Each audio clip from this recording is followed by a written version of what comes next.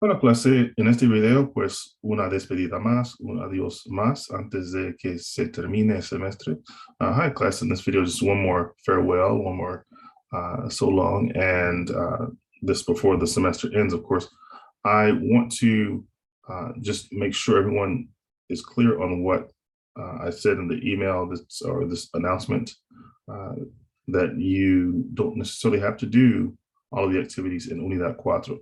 But if you have done them already, I noticed that a few have gone forward and have kind of stayed up to date with the assignments. If you have done these practicas, then I'm giving you double the credit for those.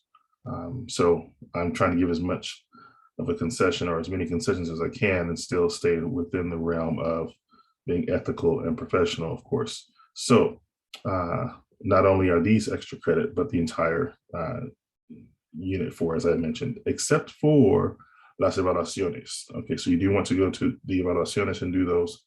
And to be sure, like I mentioned in this announcement here, and also that you get by email on your radio.rose.edu mail, that you can use any partner that you want to. If you can't find a partner, then you want to say the questions to yourself and do the answers. That's a little bit weird, but hey, we talk to ourselves all the time, right? Last thing is, I want you all to know that since you've done Espanol online, that's harder than doing it in class.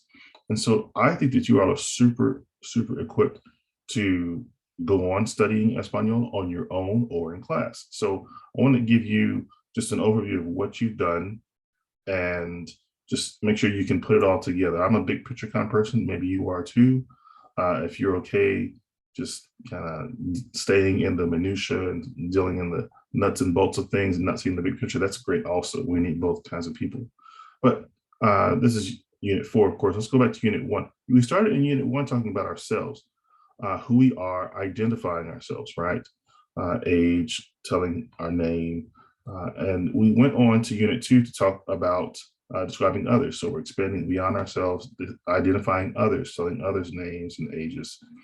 And so in unit 3, we talk about what things we enjoy doing, what things other people enjoy doing, and daily routines that go on. And unit 4, we talk about family, or those specific groups of people in our family who are outside of ourselves. And we talk about frequency of doing those things with those kinds of people and so forth. So we kind of start off, starting in the center and then expanding a little bit and then kind of honing it in to a specific group of people. So unit or Espanol dos really kind of repeats this kind of cycle. I mean, you have yourself and you have other people. There's not much more you can do, but we get into other tenses. We learn to talk in the past tense. We learn to talk in another past tense. There are 2 past tenses in Spanish. Don't be afraid, though, there are 2 past tenses in English, too. We just are sometimes not aware of it. So I am teaching Espanol dos on campus Tuesdays and Thursdays at noon and 1:35 in the Humanities building.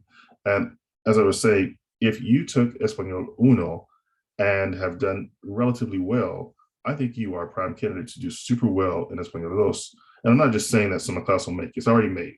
It's already made. Lots of you have already enrolled, but I don't want you to be discouraged by this rough semester. So if you want to capitalize on what you learn, take Espanol dos with me or with someone else. So you can, use this language because it'll be super useful going forward. So once again, hasta luego y ha sido un placer. Gracias por dejarme ser su profesor. Gracias por escogerme a mí. So again, farewell to you. Thank you for letting me be your professor. Thank you for choosing me. Y espero verles en el futuro. Hasta luego.